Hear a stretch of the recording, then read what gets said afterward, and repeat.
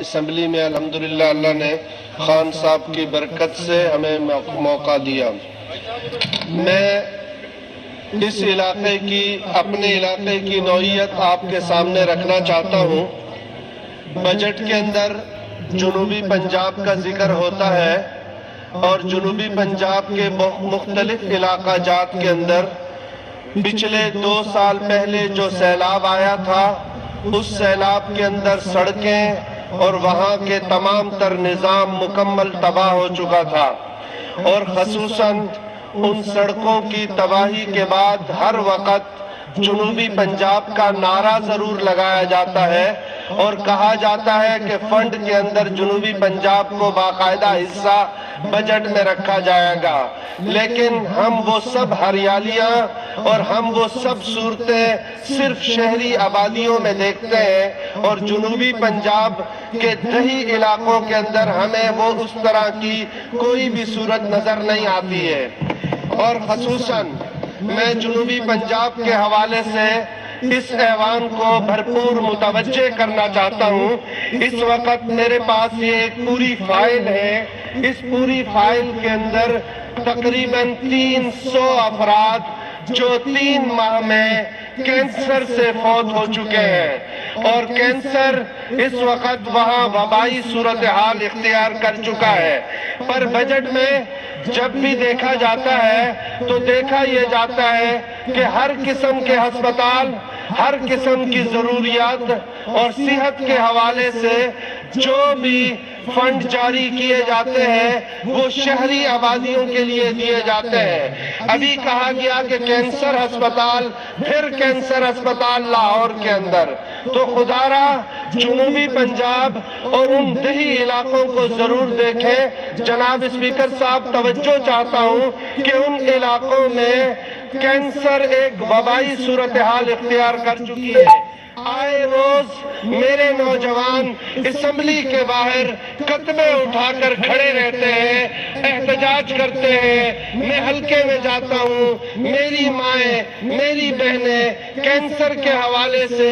گلیوں میں، روڈوں پر میرے نوجوان احتجاج کرتے ہیں، لیکن پھر سننے کو ملتا ہے کہ کینسر اسپتال پھر لاہور کے اندر۔ تو میں اس حوالے سے منسٹر صاحبان سے بھی درخواست کرتا ہوں۔ دوسرا،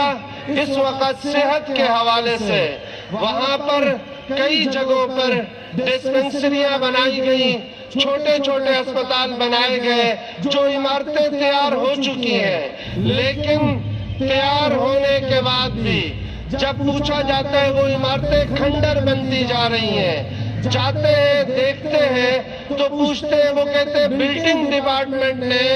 اس عمارت کو ہیلتھ ڈپارٹمنٹ کے حوالے کرنا ہے۔ تو خدا را جو چیزیں کرنی ہے وہ کریں، وہ کھنڈر نہ بنے، اور اس کے بعد وہ کھنڈرات کے منظر پیش کرتی ہیں وہ عمارتیں جو پچھلی 4 سالوں سے 3 سالوں سے بنی ہوئی ہے، اور کہا جاتا ہے کہ بھائی وہ ہم ہیلتھ ڈپارٹمنٹ کے حوالے کریں گے، پتہ نہیں کب کریں گے، ہمیں نہیں نظر آتا کہ کب اس پر بات چیت ہوگی اور کب یہ معاملات ہوں گے۔ یہاں لاہور کی ہریالیاں، یہاں لاہور کی ترقیوں پر ہمیں خوشی ہوتی ہے، یہ بھی ہمارا ہے، لیکن خدا را اس جنوبی پنجاب کو جہاں آئے روز لاشیں گر رہی ہیں، جہاں آئے روز سڑکوں کی وجہ سے لوگ مریضوں کو چارپائیوں کے ساتھ باندھ کر نیچے اتارتے ہیں، اور اس پوزیشن کے اندر جب ہم یہاں ایوان میں سنتے ہیں کہ ماشاءاللہ ایئر ایمبولینس کا انتظام ہو رہا ہے جناب، تو بھائی ایئر ایمبولینس ضرور کریں،